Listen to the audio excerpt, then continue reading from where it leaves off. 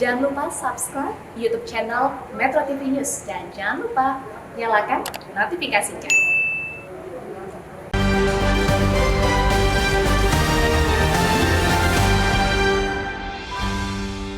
Petuah untuk pemimpin Indonesia.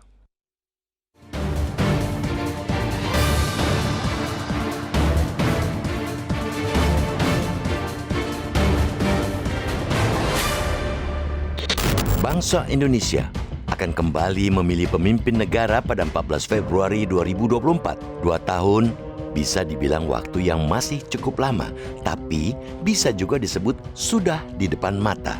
Bagi masyarakat umum, selaku pemilih dalam pemilu, waktu menuju pemungutan suara masih panjang. Namun, bagi partai-partai politik, ini saatnya mempersiapkan pengusungan calon presiden dan calon wakil presiden. Menurut jadwal tahapan pemilu 2024 yang telah ditetapkan Komisi Pemilihan Umum atau KPU, pencalonan pasangan capres dan wapres dimulai pada Oktober tahun depan. Parpol tidak bisa serta-merta mengusung calon karena ada syarat minimal perolehan suara pemilu atau kepemilikan kursi di parlemen, kecuali PDI Perjuangan. Semua parpol yang duduk di parlemen saat ini mau tidak mau harus berkoalisi. Tidak mudah bagi parpol untuk menggandeng parpol lain membentuk koalisi. Umumnya, mereka mencari kesamaan visi, misi, dan ideologi kepartaian, termasuk dalam hal memilih sosok untuk diusung sebagai pasangan capres dan cawapres. Proses tersebut tengah dilakukan salah satunya oleh Partai Nasdem. Yang menarik, dalam menggodok pemilihan sosok capres dan cawapres untuk ditawarkan ke calon mitra koalisi, Nasdem mengundang sejumlah pakar dan tokoh eksternal partai. Tokoh undangan yang paling menonjol yakni mantan Perdana Menteri Malaysia Mahathir Mohamad. Tun Mahathir merupakan eks-pemimpin karismatik negara ASEAN yang paling senior saat ini. Di usianya yang 97 tahun, pemikirannya masih tajam. Tun Mahathir memenuhi undangan Nasdem, parpol pertama di Indonesia yang mendaulatnya untuk berbagi pengalaman tentang memimpin negara. Ia menyebutkan sejumlah kriteria dan ciri-ciri pemimpin nasional yang benar-benar memperhatikan kemajuan bangsa dan kesejahteraan rakyat. Mahathir mengatakan pemilihan umum hanya satu bagian dari proses kepemimpinan nasional. Ketika rakyat merasa keliru memilih pemimpin, mereka bisa mengoreksi pada pemilu berikutnya. Akan tetapi, pemimpin yang terpilih semestinya memiliki tanggung jawab menjalankan peranannya untuk mencapai kedudukan sebagai pemimpin nasional. Kedudukan itu tercapai bila sang pemimpin berempati terhadap rakyat. Ia memahami keresahan, impian, serta harapan rakyat. Dalam menelurkan kebijakan, pemimpin nasional tidak boleh mementingkan satu kelompok saja atau menjadi pendukung elitis.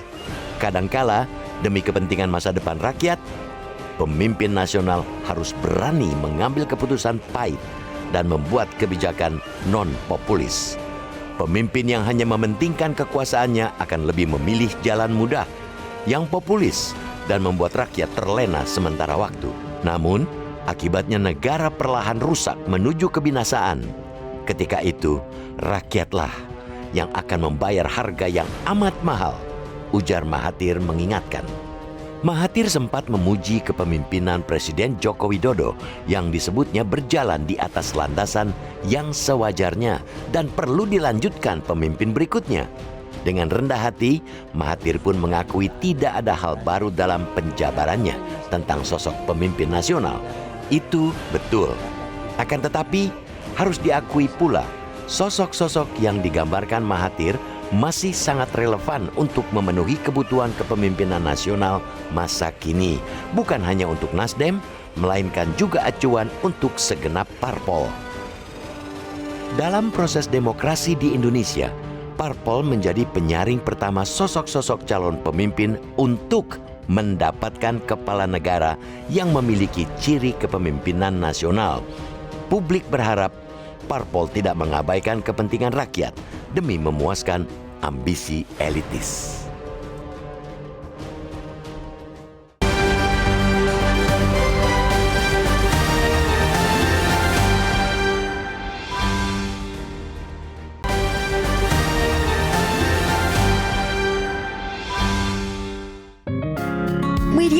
mengajak Anda untuk mengakses fitur premium e-paper.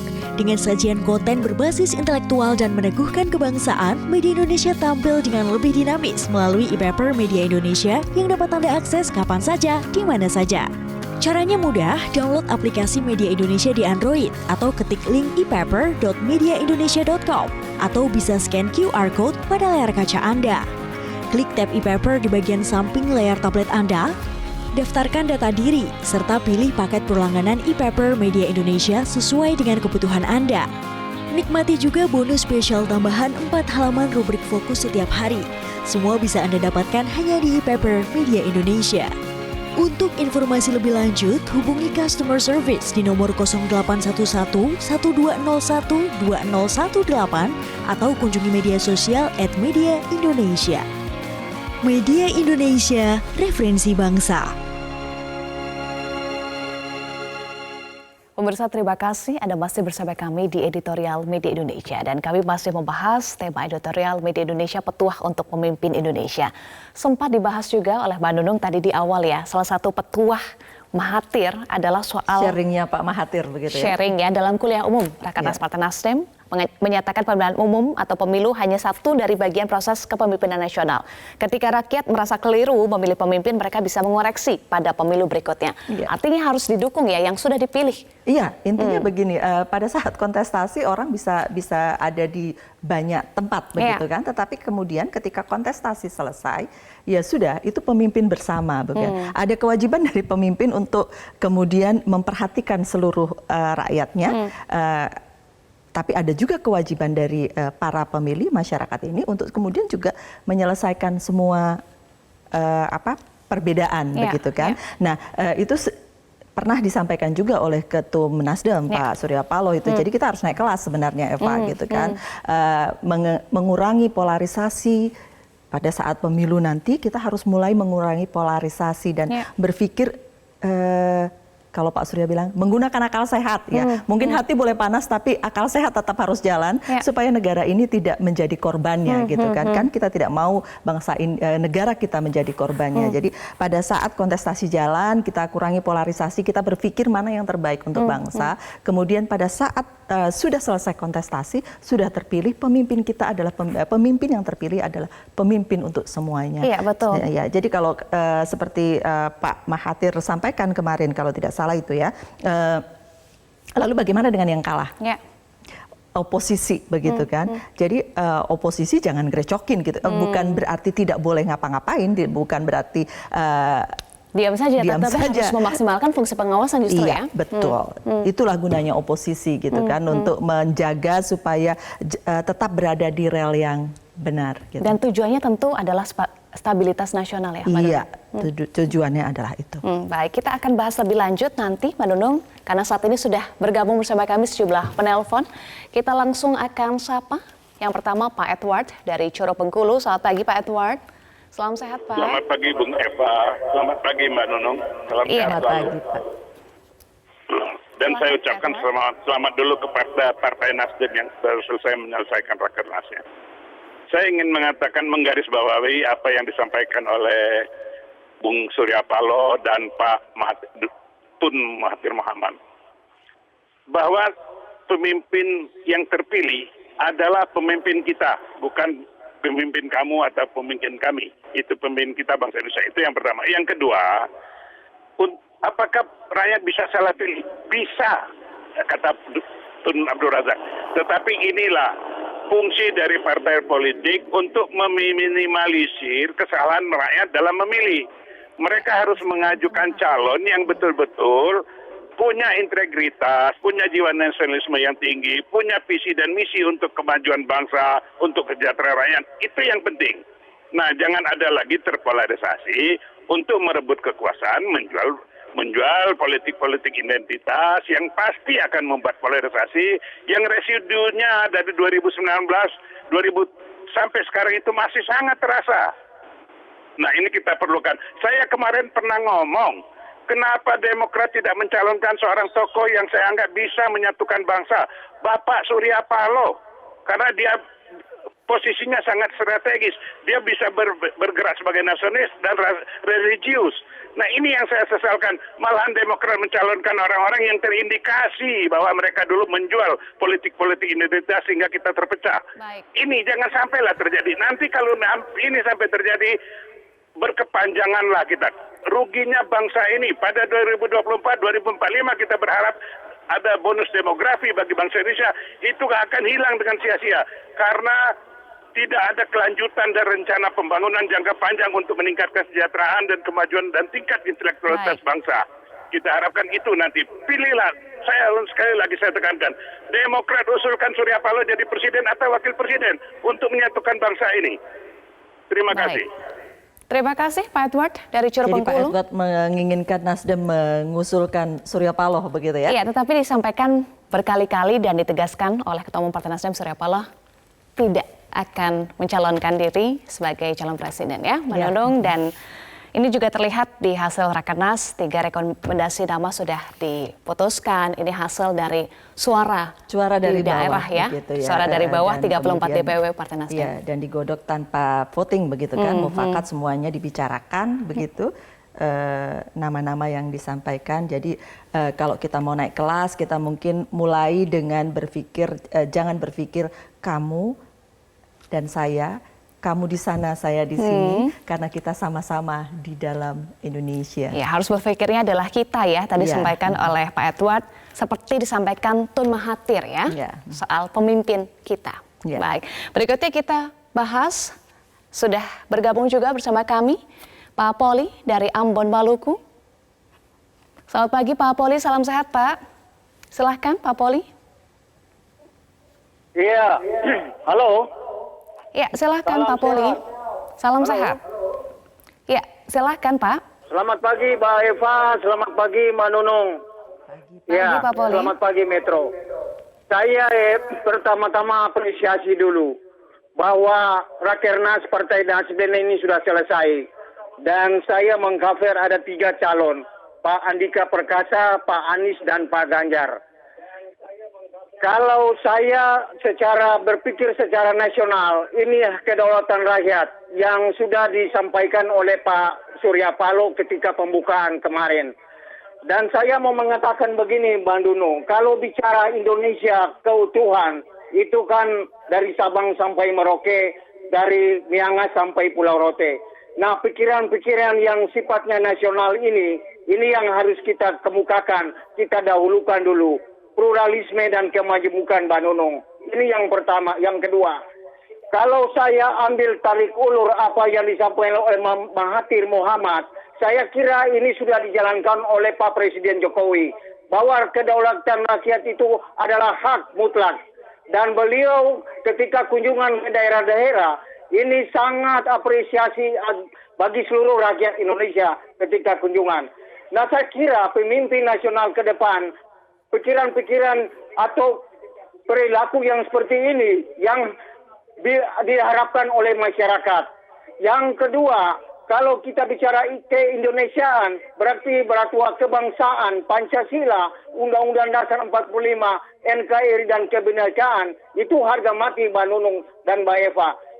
Oleh sebab itu barangkali pemimpin ke depan harus betul-betul menghargai dan memaknai apa yang dihendaki oleh rakyat untuk bagaimana mengisi pembangunan nasional 5 tahun. Tahapan kita Oktober ke depan untuk calon-calon.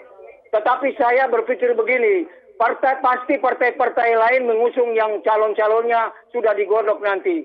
Tetapi Nasdem tidak usah berkurang hati. Kalau tidak calon ini, pada saatnya nanti ada yang tergusur, katakanlah tidak masuk pada calon-calon yang diusulkan oleh partai-partai yang lain. Itu harapan saya. Ketika pemilu ini akan berlangsung pada 14 Februari 2024, pilihlah pemimpin yang betul-betul menghargai demokrasi dan hak-hak kedaulatan rakyat untuk bagaimana mengisi pembangunan Indonesia 5 tahun yang akan datang. Demikian Mbak Nunung, Bang Eva, yang saya komentar dari Ambon. Sekali lagi terima kasih Metro. Selamat pagi. Baik. Selamat pagi, terima kasih Pak Poli dari Ambon, Maluku. Berikutnya Ibu Indra dari Cirebon, Jawa Barat. Selamat pagi Ibu Indra, salam sehat Bu. Selamat pagi, salam sehat, salam tangguh, Mbak Eva Wondo dan Mbak Nunung Setiani. Assalamualaikum warahmatullahi wabarakatuh. Waalaikumsalam warahmatullahi wabarakatuh. Ya, ini petuah untuk pemimpin Indonesia. Tapi kan alhamdulillah kemarin Nasdem sudah mengusulkan. Hanya seperti juga Pak Edward tadi ya, yang pertama saya berpikir mengapa bukan kader dari Partai Nasdem sendiri yang diusulkan? Bukankah elektabilitas Partai Nasdem ini menjadi dipertanyakan? Padahal Partai Nasdem ini sudah sedikit banyak mempunyai visi dan misi yang bertujuan untuk membawa bangsa ini ke arah yang lebih baik. Nah, seperti tadi Bapak yang nomor 2 juga mengatakan mengapa mesti mengajukan calon dari partai lain, sementara Hasto Kristianto sendiri sebagai Sekjen PDIP sudah mengatakan kami punya prinsip bahwa menjadi partai politik itu punya tugas untuk menyiapkan kader-kader pemimpin yang digembleng dari anggota partai. Nah, itulah tadi, tonjolkan ini yang dari Partai Nasdem. Masa tidak mampu? Memang ada koalisi, karena Partai Nasdem sendiri juga harus berkoalisi ya. Koalisinya ini yang mempunyai kesamaan visi dan misi. Tapi koalisi ini juga rentan karena ada saja dorongan menyeberang ke koalisi lain kalau itu sepertinya lebih menjanjikan. Nah, jadi cobalah ajukan sendiri partai kader dari Partai Nasdem. Terima kasih. Terima kasih Ibu Indra. Assalamualaikum warahmatullahi wabarakatuh. Waalaikumsalam warahmatullahi wabarakatuh. Baik, nanti kita akan bahas usai jeda ya, Mbak Nunung. Pemirsa tetaplah bersama kami di Editorial Media Indonesia.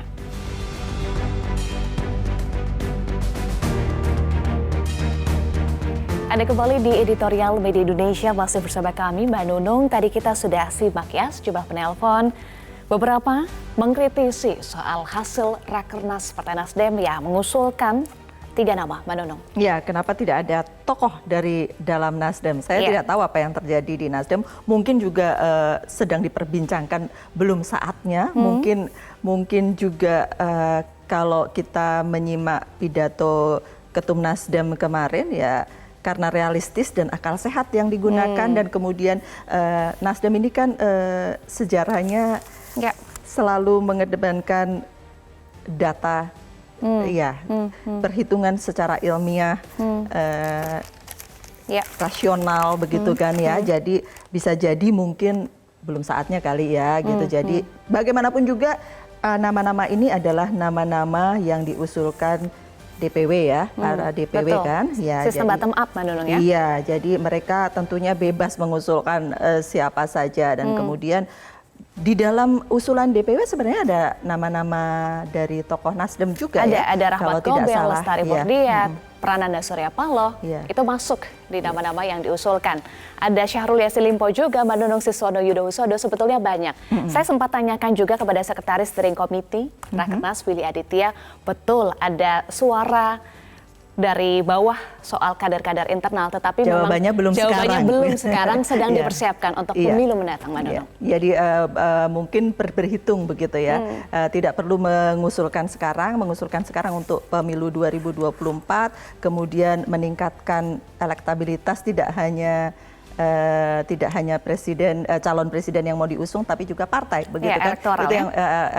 Itu yang kemudian mesti diusahakan oleh Nasdem.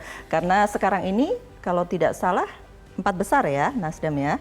Iya, 9,05% ya perolehan suaranya. 9,05% itu harus naik lagi begitu kan. Dan targetnya 2 besar Mbak Nunung tahun 2024 mendatang. Artinya belum pemenang pemilu, jadi masuk akal kalau belum ada calon mungkin ya. Butuh koalisi, maka tentu hitung-hitungan ada ya diperhatikan jelas, oleh ya. Partai Nasdem. Tetapi kalau kita bicara lebih besar lagi, ada semangat yang disampaikan oleh Ketua Umum Partai Nasdem Surya Paloh. Ini juga menunjukkan kepentingan nasional di atas segalanya, termasuk kepentingan partai politik. Iya, seperti yang Tun Mahathir sharing kemarin ya, memilih pemimpin partai pun itu juga harus mementingkan kepentingan nasional. Ya, itu yang jadi, paling penting. Kalau ditekankan komitmen kebangsaan yang diteguhkan, begitu kata Ketum Nasdem kemarin ya. Jadi itulah masalah kebangsaan, masalah nasional, kepentingan nasional yang dipentingkan. Mungkin itu tidak akan sesuai dengan kepentingan partai. Sedikit tidak sesuai, baiklah. Tetapi itu mengarah untuk kepentingan yang lebih besar. Rasanya kalau semua melakukan begini, Indonesia aman-aman dan damai ya. Dan aman, kita damai, mungkin, adem gitu ya. Iya. Dan ketika kondisinya stabil, kita mungkin lebih mudah untuk mendorong kemajuan bangsa. Karena outputnya itu, dengan adanya kepentingan nasional yang diutamakan di atas kepentingan segalanya, outputnya adalah stabilitas nasional. Stabilitas itu penting, disampaikan oleh banyak tokoh juga ya. Kalau kita mau maju ya, setiap pemimpin yang sudah terpilih ya dia harus didukung dengan stabilitas. Walaupun pemimpin harus memikirkan bagaimana kepentingan rakyat banyak gitu. Jangan tidak perlu kemudian harus selalu populis gitu kan, tetapi harus mementingkan kepentingan rakyat. Baik, harus mementingkan kepentingan rakyat, itu kata kuncinya.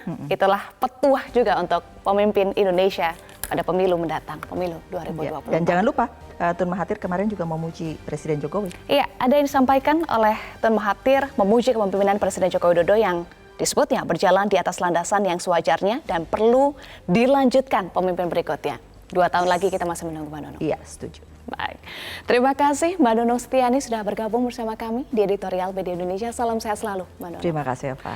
Pemirsa, dalam proses demokrasi di Indonesia, parpol atau partai politik menjadi penyaring pertama sosok-sosok calon pemimpin untuk mendapatkan kepala negara yang memiliki ciri kepemimpinan nasional. Publik berharap partai politik tidak mengabaikan kepentingan rakyat, tapi memuaskan ambisi elitis. Pemirsa, kami selalu ingatkan Anda tetap gunakan masker, patuhi protokol kesehatan, dan kurangi mobilitas. Terima kasih Anda sudah menyaksikan Editorial Media Indonesia. Saya Eva Wondo, selamat pagi, sampai jumpa dan salam sehat.